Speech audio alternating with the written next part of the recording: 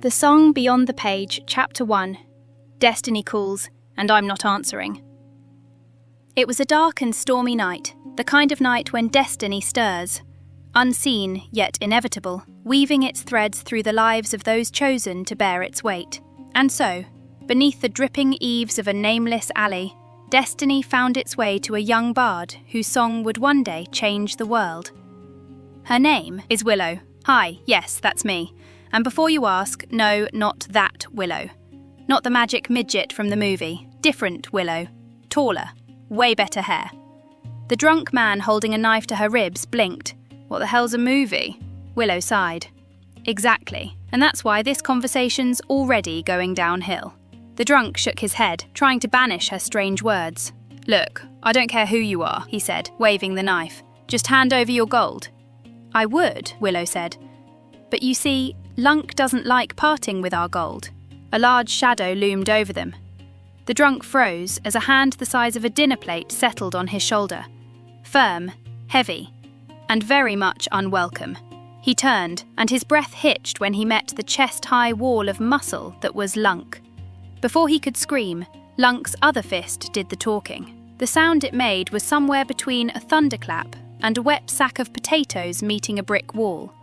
Yeah, Willow said conversationally, stepping back to avoid the splash zone. His name is actually Lunk. Either his mother hated him, or, more likely, the author really wanted someone who'd contrast me. Bit on the nose, if you ask me. Another punch landed. The drunk hit the ground and stayed there. Lunk, Willow called, adjusting her cloak. I think he's had enough. Lunk grunted, something between agreement and disappointment, and stepped back, wiping his hands on his tunic. They left the alley behind and pushed through the tavern door, trading the rain for the heavy warmth of firelight and the smell of spilled ale. A lute thrummed somewhere in the corner, badly out of tune. Lunk ducked under the doorway, the beam creaking as if in protest, and they took a table near the hearth. Lunk grunted. Yes, I know we need more coin, Willow said, rolling her eyes. But we'll just have to take some odd jobs in the meantime. Maybe something that doesn't involve me getting stabbed for a change. Another grunt followed. Lower this time. What? She said, following his gaze. In the far corner, half shrouded by shadow and pipe smoke, sat a cloaked figure watching them. The flicker of the hearth made their eyes glint like coins in the dark. Oh, absolutely not, Willow said. Nope, don't even start with me. I know how this goes. Mysterious stranger, secret quest, whispered prophecy. No thank you. The narrator's already trying to shove destiny on me, and I'm not going quietly. Lunk raised an eyebrow. Or maybe just one side of his forehead. It was hard to tell under all the scar tissue. Willow folded her arms. We're finishing our drinks and then we're leaving. Before anyone uses the word chosen. Lunk grunted again, low and meaningful. Yes, I know I still owe you for saving me from that troll in the bathhouse, Willow said, waving her hand. But in my defence, how was I supposed to know it was a troll? The sign just said hot stones and steam. Lunk rumbled something that could have been words, though none known to humankind. Oh, don't start with me, she said. You seem to forget that I saved you from that incident with the bee priestesses. You remember? The honey, the robes, the chanting. I had to write 3 apology songs just to get us unbanished. Another grunt sounded. Short, decisive. Willow sighed and slumped in her chair. Fine. But you'll see, this won't be worth it. Willow drained the last of her drink and set the mug down with a hollow thunk. Lunk gave her a look, one of those slow, heavy ones that carried more weight than words. Oh, fine, she said, throwing her hands up. We'll go talk to the mysterious stranger. She even added air quotes for emphasis. But I'm telling you, this is going to be more trouble than it's worth. They crossed the tavern, boots thudding against warped floorboards slick with spilled ale. The hum of conversation dipped as they approached the shadowed corner. The cloaked figure didn't move until they sat, then lifted their head just enough for the firelight to catch the faint glint of eyes beneath the hood. All right, Willow said, leaning forward on the table. Let's hear it. What kind of quest do you have for us this time? The kind that'll get us rich, or the kind that'll get us killed, Or, my personal favourite, both. Lunk grunted. Yes, yes, she sighed, rolling her eyes. Polite. She straightened her posture, smoothed her sleeve, and slipped into her best bardic voice. Low, melodic, dripping with false grandeur. Good evening, mysterious stranger, she said. How may two weary travellers of questionable judgment be of service? The stranger's voice was low, rasping and weathered by distance, the kind that carried stories too heavy to tell and too strange to believe. For 3 nights, he began, the wind itself has carried whispers from the north. Old names, names that were not meant to be spoken again. The moon hides her face, and the rivers run dark. Even the dead grow restless beneath the barrows. Oh, wonderful, Willow muttered. The moon's shy, the rivers are emo, and the dead are bored. Very original. He continued as if she hadn't spoken. There was a time, he said, when light and shadow warred for the soul of this land, and though the light prevailed, its flame wanes now, guttering against the coming storm. I have sought you, travellers, for the task cannot wait. The balance is shifting, Willow interrupted. Tilting, trembling. Oh, don't tell me it's crumbling. I swear if you say it's crumbling.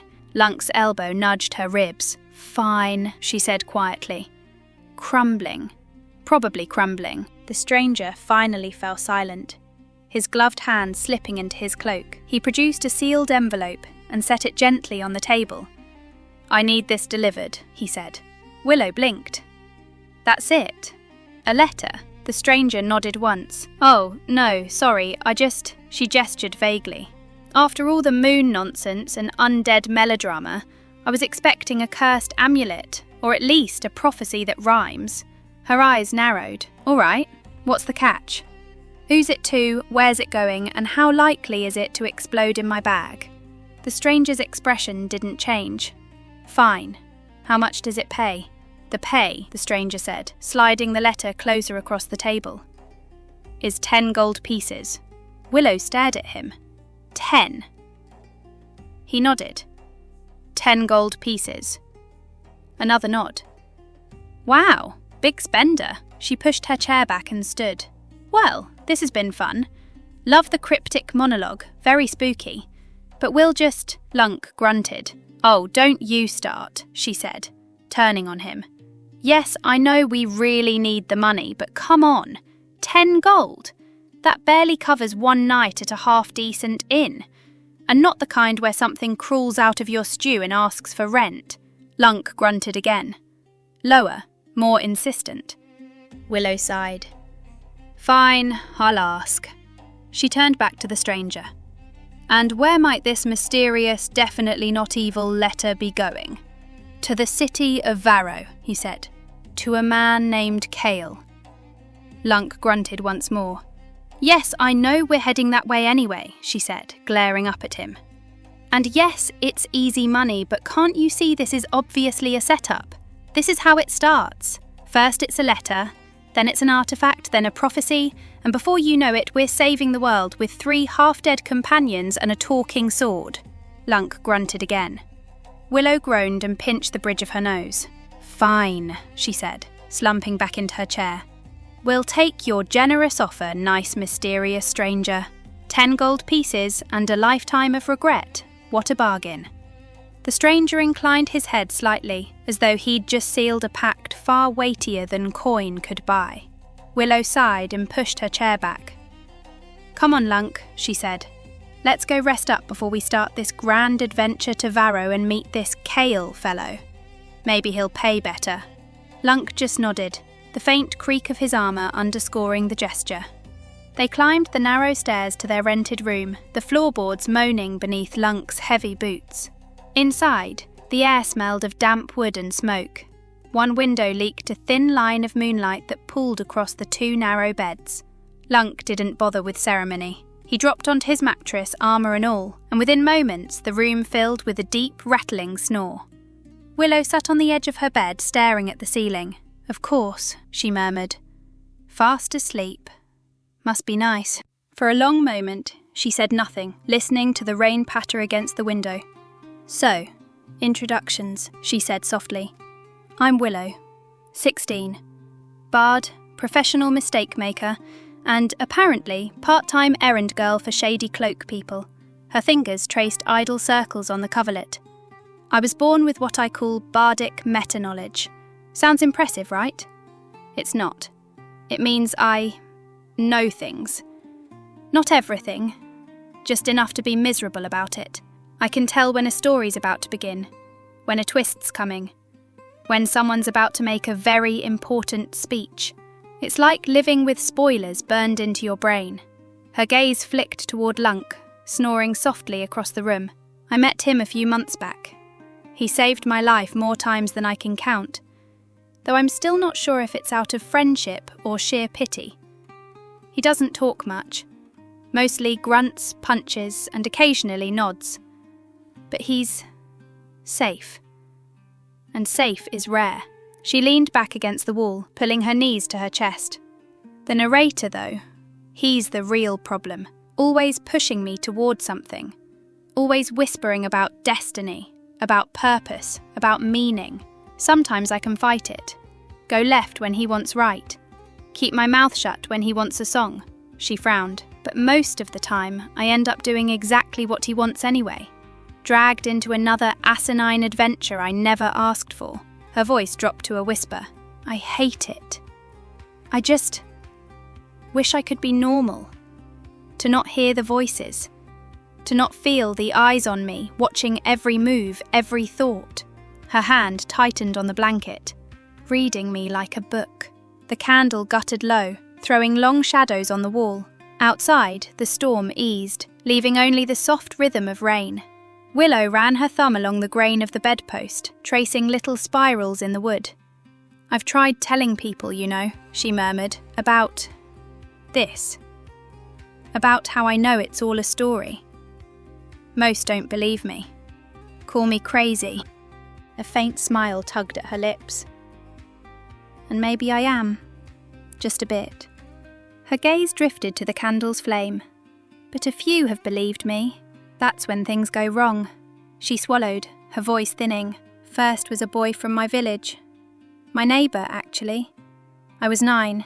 He didn't believe me either. Not until I told him exactly what was about to happen to a merchant passing by. I said the man's wheel would break. He'd shout for help and ask us to fetch the smith. Her eyes darkened. The wheel snapped right on cue. The merchant shouted just like I said.